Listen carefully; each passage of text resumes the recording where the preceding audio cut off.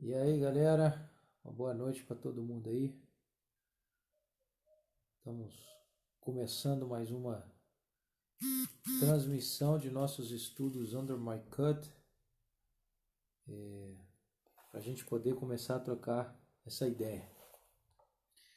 Esperar que algum irmão aí dos que estejam esperando se conectem e a gente possa começar com o nosso papo de hoje. Será na primeira carta do apóstolo Paulo aos Coríntios, e assim a gente poder avançar um pouquinho mais, né? Como é que tá o clima aí? Como é que tá Aqui tá frio, cara. Estamos no outono, já começando o outono chileno. Vai ficar bom aqui, velho. Fica frio, fica gelado mesmo.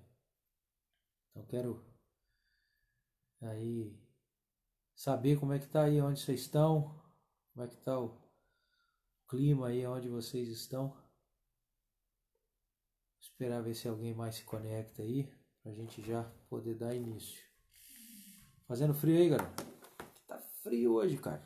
Hoje tá começando já gelado aqui. Ruim mesmo é no inverno. Aí fica complicado. Como é que estão aí a situação aí? Caminhada. Muito bem, vamos dar início aí. Já são 9 horas da noite no Brasil, 8 horas da noite aqui no Chile. Estamos ao vivo pela nossa fanpage para o que seria o 10º estudo do Under My Cut. Talvez você está aí perguntando, caramba, velho, 10 estudos já e não perdi um monte. Não perdeu não, cara. Vai no YouTube, procura lá pelo O Tabernáculo Motor Family, em inglês, Motor Family, hashtag OTMF, e você vai achar lá alguns dos nossos canais e os estudos estão lá, estão todos postados lá, as reflexões, né? A gente aqui, nossa ideia não é tanto ir profundamente na situação teológica e nem nada, é mais explicar e dar base. E eu acredito que essas bases são as que são importantes para você e eu, para o nosso crescimento pessoal, para a gente poder aplicar isso na nossa vida, no nosso dia a dia, na nossa vida. Eu acho que vale a pena, muitão mesmo, considerar essas coisas. Bom, enquanto isso, eu vou pedir para você aí abrir sua Bíblia na primeira carta aos Coríntios, capítulo 15. Tá? Deixa eu só fechar uma porta aqui, está fazendo um barulhinho aqui. 1 Coríntios, capítulo 15.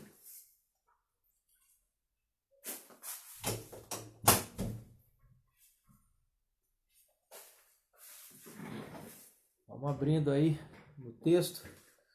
1 Coríntios, capítulo 15. Como nós temos feito, a gente não vai ler o texto inteiro, vamos ler alguns pontos chaves que nós queremos compartilhar com vocês para a nossa reflexão de hoje. Beleza? 1 Coríntios, capítulo 15.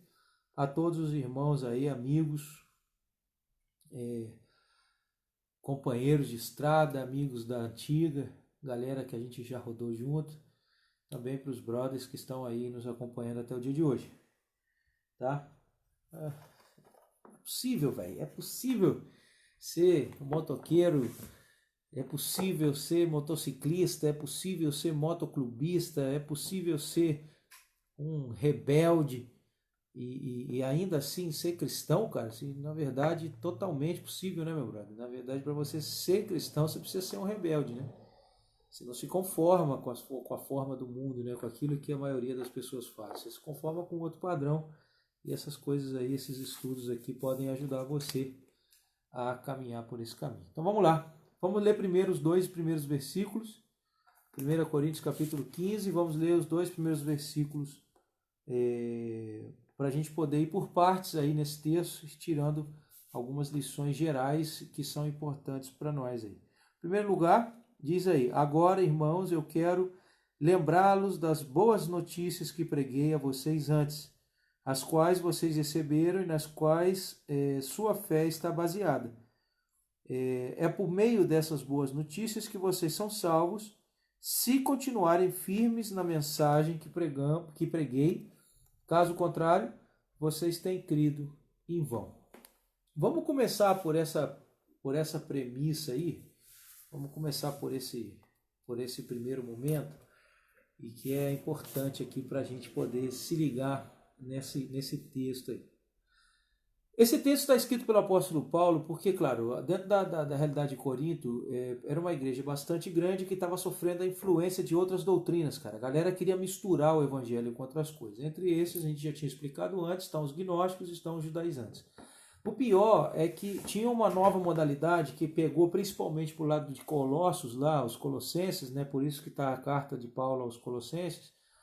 E nessa carta a Colossos, a gente percebe que tem uma modalidade extravagante de gnosticismo, né? Que é um gnosticismo já misturado com o judaísmo e com algumas coisas do paganismo, enfim. Ou seja, já era uma mistura, o gnosticismo é uma mistura, né, de filosofia e religião, e ainda agregaram aí algumas outras coisas aí, misturaram tudo.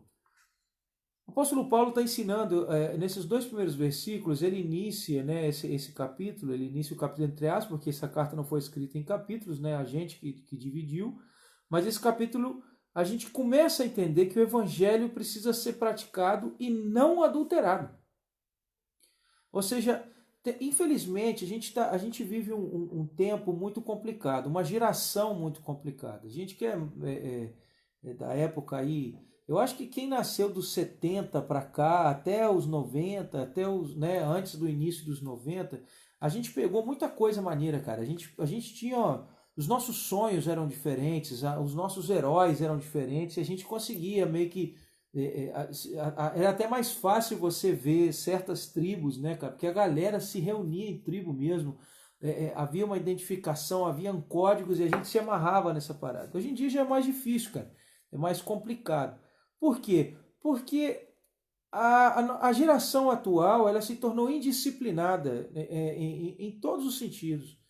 Ter uma defesa, ter uma posição, ter um ponto de vista e seguir em grupo ou sozinho, não rola, cara. Você não se sujeita a qualquer coisa. Você agora vê que a galera gosta mesmo de, como se diz, misturar, adaptar as coisas, conformar. Não, eu vou pegar Cristo e vou meter ele dentro da minha rotina, dentro daquilo que eu acredito.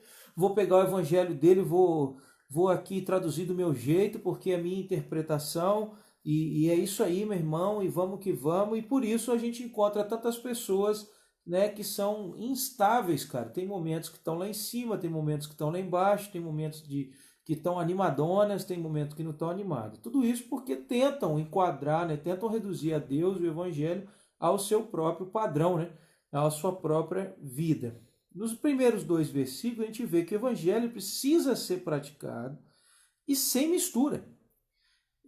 A diferença do Evangelho para a lei de Moisés é justamente essa, que a lei de Moisés ela veio no tempo apropriado para poder indicar para o homem que o homem era pecador. Se não fosse pela lei, a gente não teria noção de pecado, não haveria problema com o pecado.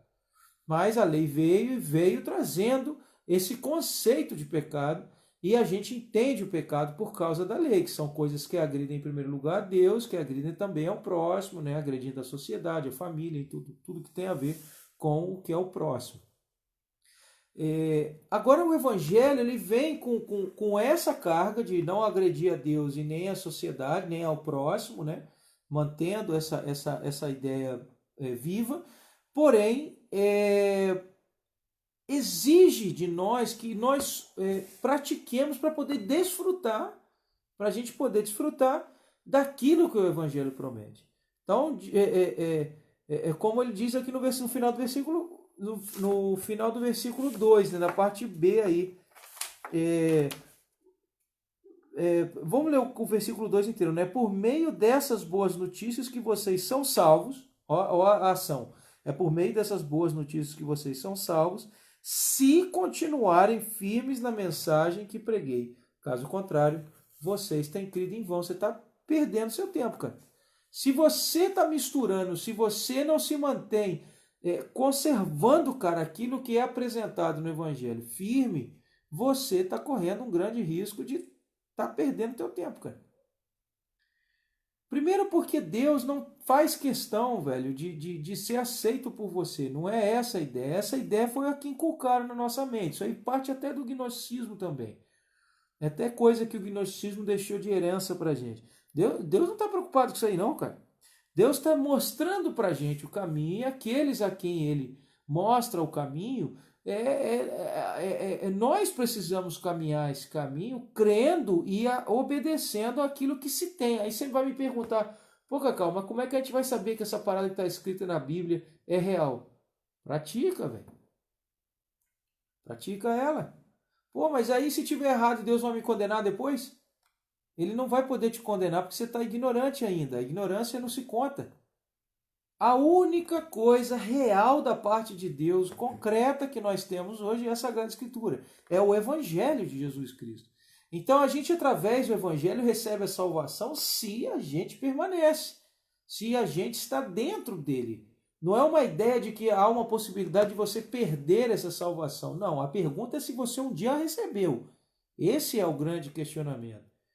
Nós temos que viver concentrados, cara, na disciplina, naquilo que nós temos como opção. Né? Por que eu estou comentando isso? Porque é importante para nós, cara, como motociclistas, nós fazemos, principalmente nós que somos parte de grupos, de clubes, de famílias, todos se supõe que esses grupos deveria ser. Tem gente que junta grupo que não tem regra nenhuma, cada um por si, Deus por todos. Aí esses não se aplicam nessa conversa.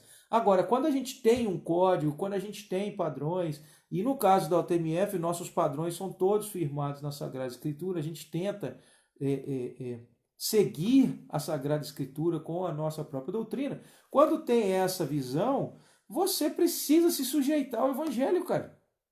Você precisa se sujeitar a um padrão, sem tentar misturar, sem tentar adulterar a situação inteira. Porque senão a consequência cara, é perder tempo, é ficar em vão, é ser em vão o seu investimento. Completamente em vão. E eu acho que ninguém quer perder tempo, né, cara?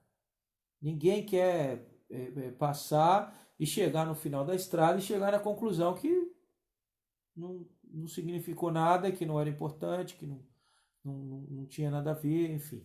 Nós temos que tomar esses cuidados de não adulterar o Evangelho, nem tentar adaptá-lo à nossa forma nem cultural, nem à nossa forma política, nem à nossa forma social. Existe um só Evangelho.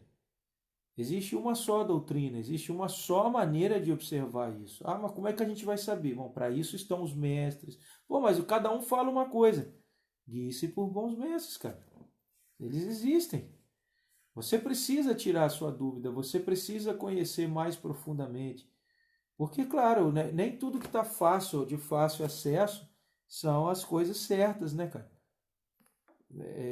Enfim, o Evangelho deve ser algo conservado. E você não vai receber nada do Evangelho, nem da parte de Deus, se você não estiver dentro do Evangelho. Deus já fez a obra, ele foi o primeiro a fazer. Agora cabe a nós imitá-lo ou não. Aí é contigo. Cada um tem a fé que tem, que recebeu de Deus para fazer aquilo que pode. Manda ver, parceiro. Deus já fez a obra dele, Deus já tomou essa iniciativa. Em segundo lugar, eu gostaria que a gente pensasse, porque o que acontece? Se nós olharmos a estrutura do Evangelho, esse capítulo 15 aqui tinha um problema, porque o questionamento é a não ressurreição de Cristo. Talvez a gente poderia até jogar isso pelo fato do gnosticismo pregar que Cristo nunca se fez carne, velho. Porque era impossível que Deus se fizesse carne, considerando que a carne, né, a pele, o corpo, esse tabernáculo aqui, que essa carne pudesse ser santa. Então Deus não se faria pecador sujeitando-se à forma humana e nessa forma humana sendo, de repente, se transforma Deus em pecador. E não é bem assim, né, cara? Essa não é a verdade. Então, se ele não veio em forma humana, ele também não ressuscitou. E se não há ressurreição, aí é o motivo desse capítulo 15. Por quê? Para onde leva o Evangelho? Qual que é o destino que Cristo deu para toda a mensagem? Ele era a consumação, ele é o cumprimento da lei, ele veio cumprir a lei, não é, obedecer a lei. Ele veio cumprir a lei porque nele a lei se cumpre. Nele está a conclusão da lei. Se nós lermos na carta do apóstolo Paulo a Colossenses, no capítulo 2, a gente vai perceber que Cristo cravou o escrito de dívida, que é a lei, na cruz, pagando, né, apagando toda acusação que a lei pudesse fazer. Então agora nós estamos baixo o caráter de Deus ainda, amar a Deus sobre todas as coisas e ao próximo como a ti mesmo, e tudo isso é processo, tudo isso é um processo de conversão, porém sob a direção do Evangelho e também com um destino. Qual que é o grande destino daqueles que se sujeitariam ao Evangelho? Em primeiro lugar, seria a eternidade, meu irmão. E isso é loucura pra caramba.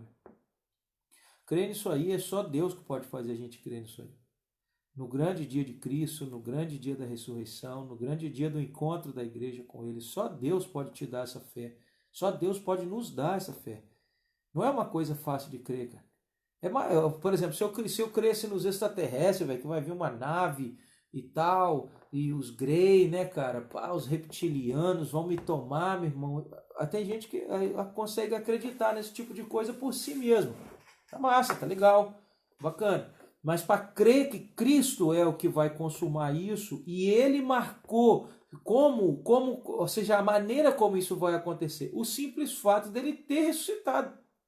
Ele ressuscita e promete a ressurreição, ou seja, que nossa ressurreição seria igual a dele, o mesmo poder que sobre ele foi, através do Espírito Santo, também seria sobre nós, na ressurreição. Loucura, meu irmão, isso é doideira, velho.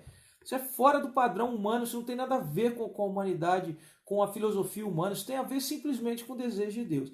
Então vamos ler os versículos 16 e 17, que diz assim: pois se os mortos não são ressuscitados, Cristo também não foi ressuscitado. E se Cristo não foi ressuscitado, a sua fé é inútil e você continua perdido nos seus pecados.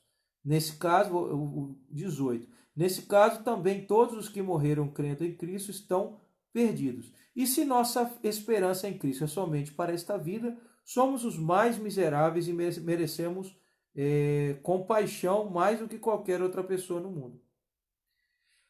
Se você tira, brother, se você elimina a pessoa de Cristo, a ressurreição dele da sua fé, ou seja, da prática da sua fé, a sua fé é vã, cara. Tudo que você aprendeu do Evangelho não faz sentido nenhum para você, não se aplica ao seu código de fé, e se você não acredita que Cristo ressuscitou dentre os mortos e que ele vai cumprir o desejo dele, ou seja, de ressuscitar a gente também, meu amigo, se não tem isso no seu cânone de fé, já era, irmão. Come e bebe que você vai morrer igual. O seu fim é esse aí. Não tem nada além, não tem nada para lá. Porque a nossa fé tem sua consumação na ressurreição, isto é, a começar da ressurreição de Cristo, depois da ressurreição da igreja. Então, a grande questão é que como o evangelho ele é pregado em palavras, através de ensino, isso é chato, né, cara? Você vê, a gente bota um vídeo desse aqui no ar para falar dessas coisas e a adesão é mínima, cara. Vai depois, a galera vai vendo e tudo, mas a adesão é mínima. Mínima mesmo. Por quê? Porque é chato, cara. É chato esse negócio de estudo, esse negócio de ficar se ligando, de entender. É chato esse negócio, cara. Não é qualquer um que aguenta isso. Porém, nós temos que entender que justamente como é um sistema de processo, você vai no processo de ensino, de prática, de conhecimento, de averiguação, de atestar que a coisa é real.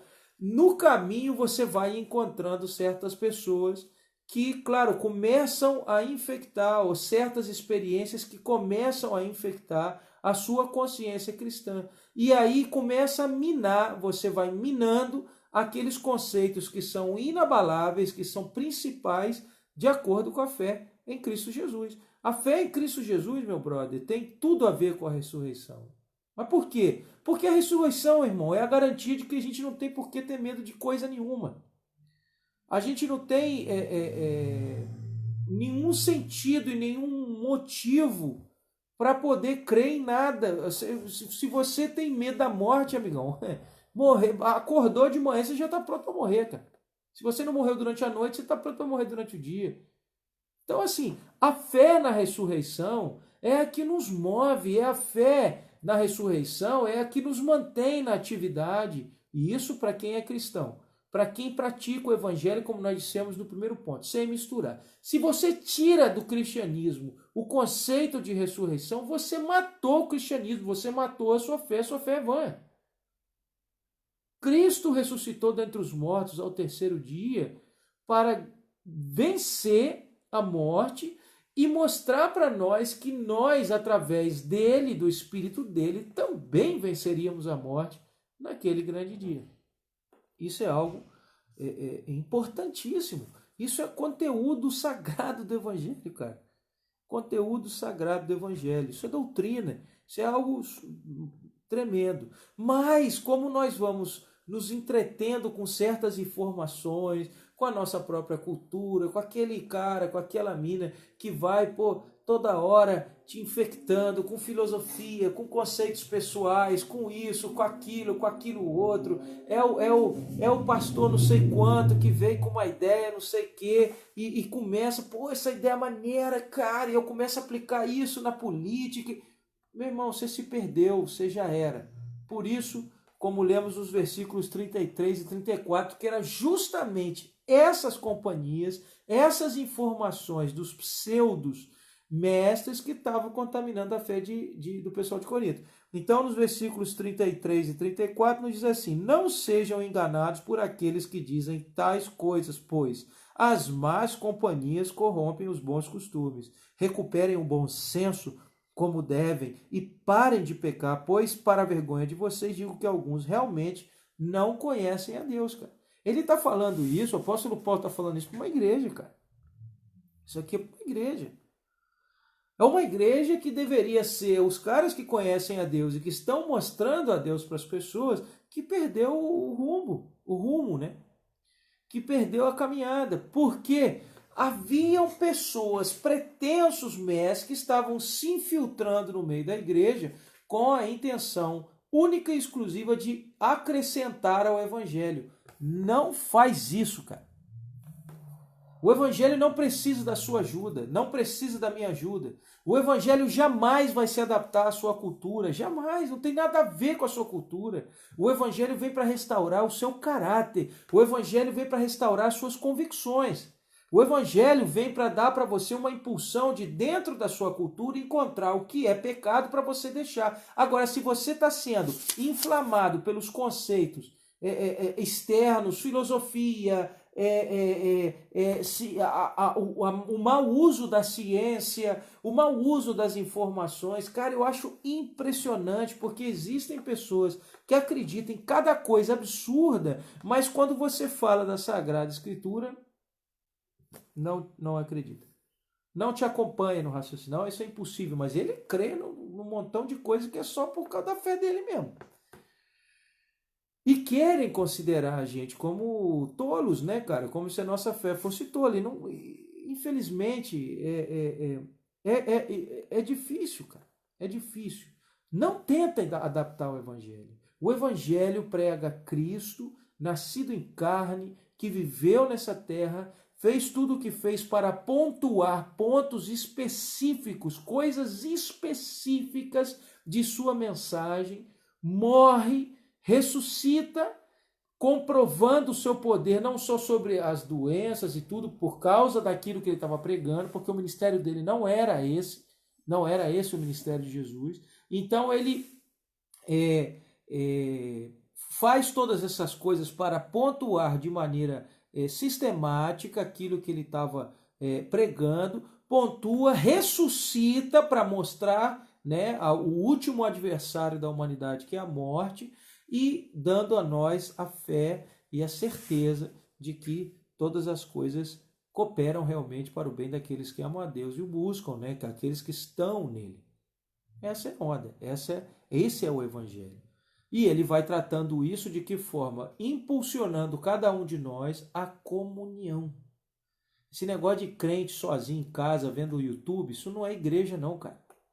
Crente tem que estar... É comunhão, cara. Existem 3 sacramentos que são inevitáveis. Batismo, ceia e comunhão.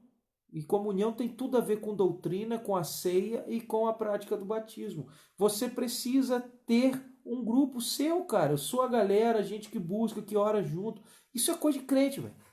Porque é comunhão. O Espírito Santo manifesta a graça dele atraindo a gente para a comunhão. Esse negócio de ser gente que só... não, eu não gosto, eu fico sozinho na minha. Cara, não existe isso, irmão. Não existe isso. Não existe essa possibilidade. Né? Não existe essa possibilidade. Particularmente por isso que eu gosto tanto dessa ideia de viver a fé como igreja e também praticar a minha ideia como sociedade, expressando no motociclismo, porque nas duas coisas eu preciso ter comunhão. Eu entrei para o motociclismo, poxa, participando de uma família motociclística. Então, pô, cara, a gente gosta de moto, a gente gosta da roupa preta, a gente gosta das coisas. Pá, nós temos a nossa cultura, buscamos não pecar com ela, né? Evitar aqueles pontos que são contra o meu código de fé, porque sobre todas as coisas tem que estar a fé, né? Tem que estar o amor a Deus. E a gente está vivendo isso aí, e nisso aí tem tudo a ver. A pregação da liberdade, cara, biker é liberdade, cara. A gente gosta da liberdade, a gente quer, a gente projeta isso para o futuro. Então, pô, tem tudo a ver com o evangelho. Eu, particularmente, curto muito essa ideia de evangelho. E é a maneira como a gente tem conseguido viver, como a gente tem conseguido fazer a nossa obra por meio do motociclismo, especificamente. Vamos ler agora um próximo passo aqui. O versículo 47 até o 54 é um pouquinho longo, mas vamos lá para ver se a gente consegue matar isso aí. Diz assim: Adão, o primeiro homem, foi feito do pó da terra, enquanto Cristo, o segundo homem, veio do céu. As pessoas que pertencem à terra são como aquele que foi feito do pó da terra, as que pertencem ao céu, como aquele que veio do céu. Assim, estamos agora parecidos com o homem que foi feito do pó da terra, mas algum dia seremos parecidos com o homem do céu. O que estou dizendo, irmãos, é que nosso corpo físico não pode herdar o reino de Deus. Estes corpos mortais não podem herdar o que durará eternamente, mas deixem eu revelar a vocês um segredo. Nem todos morreremos, mas todos seremos transformados. Acontecerá no momento, no piscar de olhos, quando a última trombeta for tocada. Pois quando a trombeta soar, esses que morreram serão ressuscitados para viver eternamente. E nós que viemos também seremos transformados. Nós que vivemos, né, também seremos transformados. Pois este corpo que pode ser destruído precisa se vestir com o que não pode ser destruído, e o corpo mortal precisa se vestir com a imortalidade. E quando o que pode ser destruído se vestir com o que não pode ser destruído, e o mortal se vestir com a imortalidade, então se cumprirá o que as Escrituras dizem: a morte foi destruída pela vitória. Assim é a loucura, velho, do Evangelho. Doideira demais isso aí, cara. Loucura. Diz que quando chegar o dia da ressurreição nossa natureza carnal, terrena, vai dar lugar para uma natureza espiritual. Agora, eu e você que está vendo esse vídeo aí, nós somos igualzinho à natureza de Adão. Pó.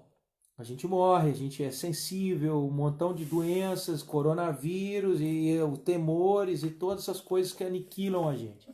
Agora, quando a gente já passa para o período de ressurreição, quando a gente já está vivendo a nova natureza, quando Cristo nos chamar à salvação, então, a partir desse momento, nossa natureza corruptível passa a dar lugar a uma natureza incorruptível.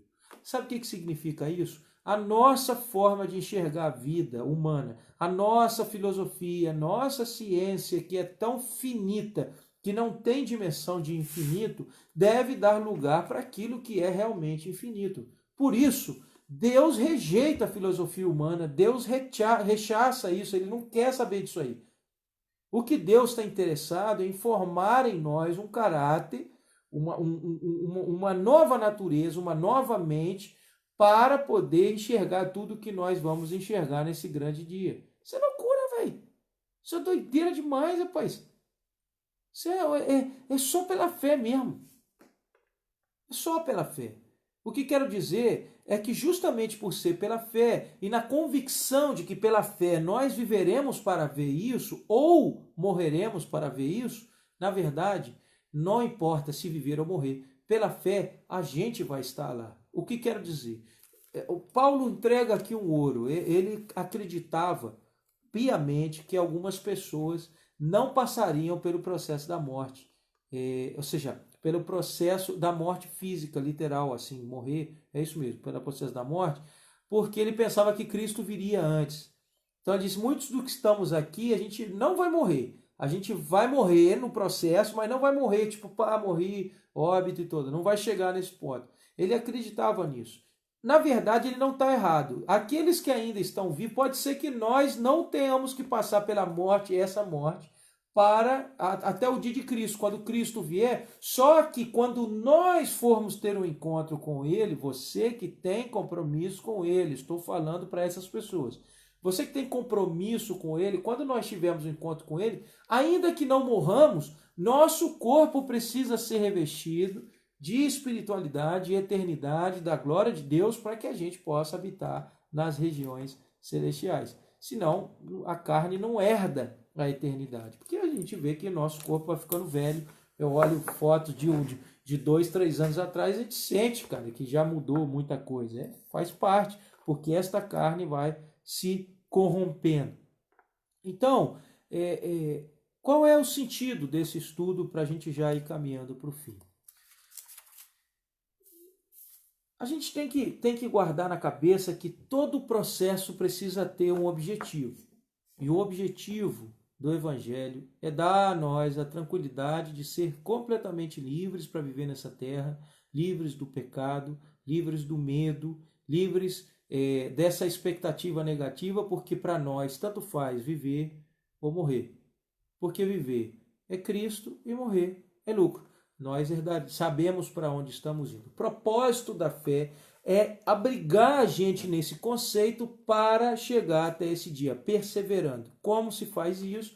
Impulsionando pelos próprios apóstolos e as pessoas sérias que existem hoje em dia, a que nós olhemos para a Sagrada Escritura e retiremos dela os conceitos que a gente precisa para mantermos a nossa caminhada, vivendo, né, o nosso dia a dia, seja em qual cultura, língua, raça, tribo ou nação que você pertença. A questão é você conservar o seu código de fé. Para isso, porque isso, para nós, é um grande consolo. É uma grande esperança. Olha o que está escrito na primeira carta a Tessalonicenses. Eu gostaria que a gente abrisse aí. Capítulo 4, os últimos versículos, de 13 a 18. Vai dizer assim, presta atenção nisso aqui. 1 Tessalonicenses, capítulo 4, versículos 13 a 18. Irmãos, nós não queremos que vocês sejam ignorantes a respeito daqueles que já morreram, para que não fique triste como o resto das pessoas que não têm esperança. Pois, desde que cremos que Jesus morreu e ressuscitou, cremos também que Deus, da mesma maneira, trará com ele todos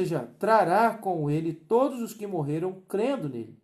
De acordo com a própria palavra do Senhor, afirmamos a vocês o seguinte, que nós, os que estivermos vivos, os que ficarmos na terra até a vinda do Senhor, certamente não iremos nos encontrar com eles antes daqueles que já morreram.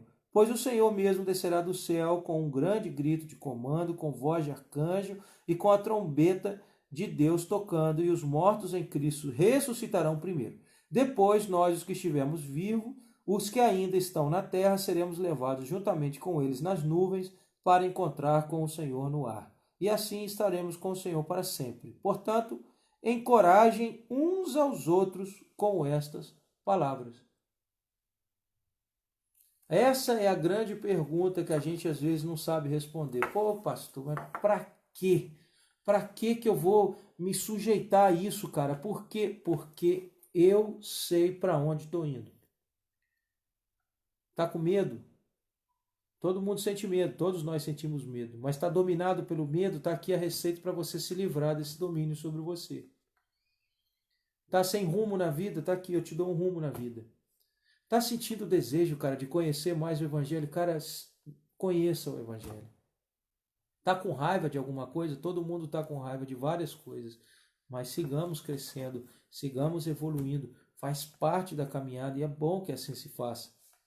Eu te aconselho isso. Tem muitas coisas, cara, dentro do universo da fé. Mas o mais importante é que a gente se anima quando nós sabemos que estamos caminhando para algum lugar. Não é uma aventura sem destino. Não é uma estrada sem propósito, não. Tudo tem propósito para Deus. Todas as coisas têm um propósito para Deus. E aqueles que se arriscam a viver segundo isso, terminam encontrando uma vida, cara, maravilhosa, ainda que com problemas, ainda que com enfermidades, ainda com tudo isso, nós passamos, ou seja, nós temos condições, né? Nós temos condições de passar por esses vales, dando glória a Deus, alegrando-nos no Senhor e seguindo adiante com a vida que ainda podemos ter. Isso é maravilhoso, isso nenhum homem pode nos proporcionar, somente Deus. E Ele tem interesse em mudar a nossa natureza. Mas começa pelo primeiro ponto que nós estudamos no versículo 1 e 2. Não mistura o Evangelho, não bagunça o Evangelho com as tuas coisas só para Ele poder falar aquilo que você gosta. O Evangelho tem muitos pontos que são difíceis da gente aceitar, mas aceitando esses pontos, a gente começa a perceber que de fato esta é a palavra de Deus, que de fato este é o caminho para a gente poder crescer, para a gente poder evoluir, para a gente poder conhecer mais de nós mesmos, da sociedade, e poder reagir às milhares de coisas difíceis que a gente tem na nossa existência. Então, quero convidar você, se você tem interesse em saber mais disso, comenta ou mande para a gente um e-mail, deixei aqui na descrição do vídeo o nosso e-mail do clube. Se você quiser conhecer a nós como clube, como família, né, com o propósito que a gente não é um clube, né, nós somos uma família. Se você quiser conhecer mais sobre isso, fique à vontade de mandar um e-mail também para conversar com a gente. Enfim, bota a cabeça no lugar, matuta isso aí e vamos que vamos para a gente poder chegar a algum lugar na nossa caminhada. Comecemos por aprender de novo o que significa disciplina. Talvez você vai se surpreender com os benefícios de seguir uma regra, de ter uma regra sobre você, e você encontra liberdade com essa regra. Sim, é possível. Assim se move toda a sociedade. Ninguém é livre de verdade. Ou você é escravo de você, ou você é escravo disso, daquilo outro. Mas existem opções que dão felicidade, que dão realização. Outras não. Você fica só como um animal irracional, agindo de maneira sem responsabilidade. Se você tem interesse em saber e fazer parte de uma sociedade, escreva para a gente. Com certeza a gente vai poder te dar uma ideia, te orientar, quem sabe a gente poder orar juntos também. E é isso aí. Tô vendo que a Aline e o Jorge estão aí. Maneiro, cara, que legal. Saudade de vocês, galera. Deus abençoe vocês, tá? A caminhada de vocês aí. Tô vendo que vocês se mudaram, então Deus abençoe, tá? Um abração aí, que Deus abençoe no trabalho aí. Vamos que vamos, galera. Estrada dentro, motores ligados. Vamos tentar manter